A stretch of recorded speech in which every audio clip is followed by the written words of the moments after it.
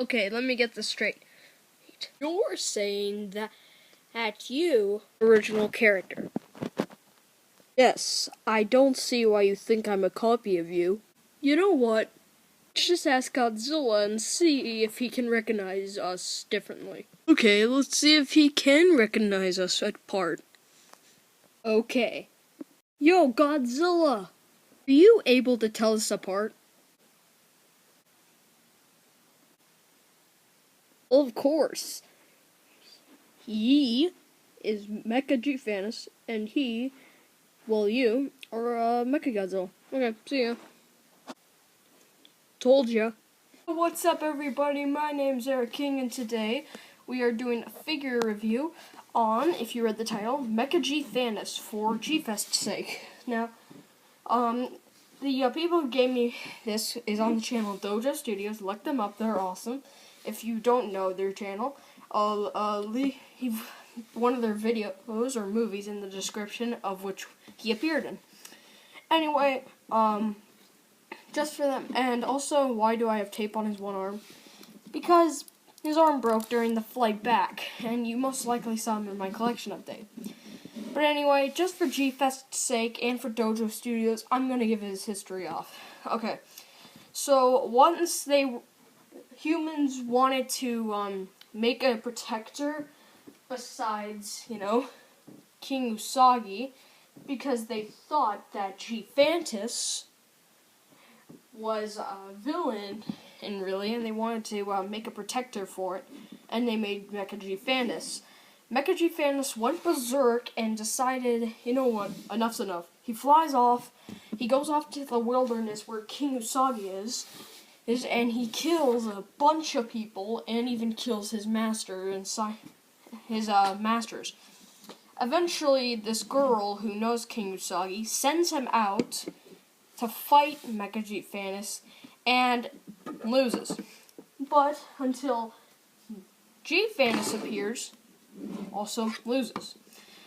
But then eventually, they're evenly matched, and King Usagi makes Mecha G-Fantis' head with his little weapon axe thing. I don't know really what it is. But he uses his weapon to smash Mecha G-Fantis' head off, and then Mecha G-Fantis dies. He never appears after that. He might appear in a future movie. I don't know. It's up to Dojo Studios, really. But anyway, yeah, that's Mecha G-Fantis' history. Now, let's get to articulation. Wait a minute. Nothing can move! Yeah, that's right. This figure was 3D printed, so no body articulation can move. Nothing. So it's just really much of a display figure. But I still love it. Kind of. Dad, if you are watching this gal. If you know who her name is, leave it in the comments, and I hope you get it right. Anyway, Mecha G-Fantis is really good in detail. A lot of people would say it's bad. A lot of people say it's good. I say it's pretty good. Because Mecha G-Fantis was gray, and he has the arm rin thing. It's hard to see. Mecha G-Fantis, it says. And he has his rockets and his laser cannon and the horn on his head. But let's go into superpowers, actually. Now, he has the ability to fly. Like, he has a rainbow eye laser. I think he can shoot electricity from his head, just like G-Fantis. He can actually shoot missiles through his body, like right here. And he can shoot a laser on his arm, which is really effective in battle. He has missiles, which I just said right here. Anyway, let's just get to his little counterpart, Mecha Godzilla. Because Dojo Studios even said that Mecha G-Fantis is supposed to be the Mecha Godzilla.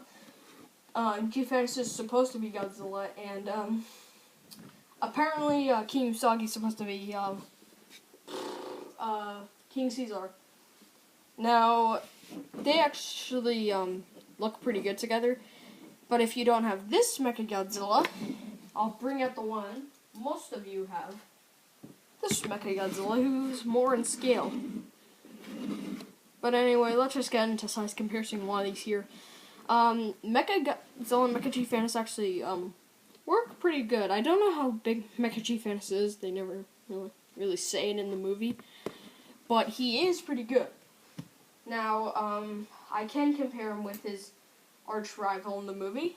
G-Fantis also has tape on him because his body part's broken. Sorry to those who are watching this who were at G-Fest. Anyway, let's get into size comparison. Now, this is okay. Mecha G-Fantis was about this big when they fought, but it's actually pretty good if you, avoid it. And let's get into another monster he fought in the movie. King Usagi, who doesn't have any tape on him. Anyway, he does not fit in the scale with Mecha G-Fantis. Mecha G-Fantis is supposed to be this big compared to King Usagi. King Usagi dwarfs the three out of all, and these are the three I actually got for the entire movie set. G-Fantis cost a little bit. So did Mecha G-Fantis, and King Usagi came for free for me coming back to G-Fest. Anyway, they were really cool. Now let's compare them to the monsters from it. I showed you Mecha Godzilla, so it makes sense for me to show God Titanosaurus. Made you think. Titanosaurus actually could work out here. If we had those three against Godzilla and G-Fantis. It could be a movie. You don't know. Speaking of Godzilla, let's compare him with Godzilla himself. I feel more comfortable this way. Ow.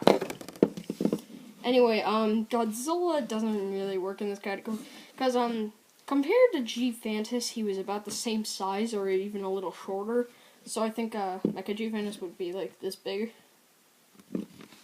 Not that there's anything wrong. Godzilla is pretty cool with him. Now for the final one, King Usagi's counterpart, King Caesar.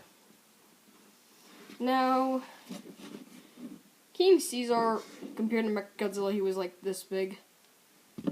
Well, he was this small compared to Mechagodzilla, so I think Mechagodzilla and Mecha G-Fantis are around the same size, so I think that would be accurate. But yeah. Anyway, I'd have to give it a 5 out of 5, actually. No articulation, but out of all, detail's good. Yeah, detail's good. No articulation, though. But, hey, it's 3D printed.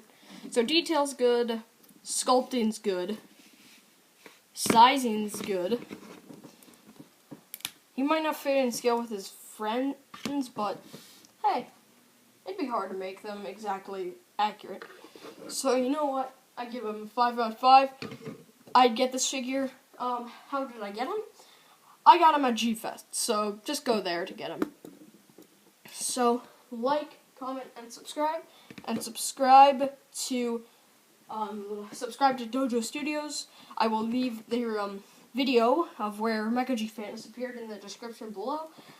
And Eric out. Peace. I'm not a counterpart!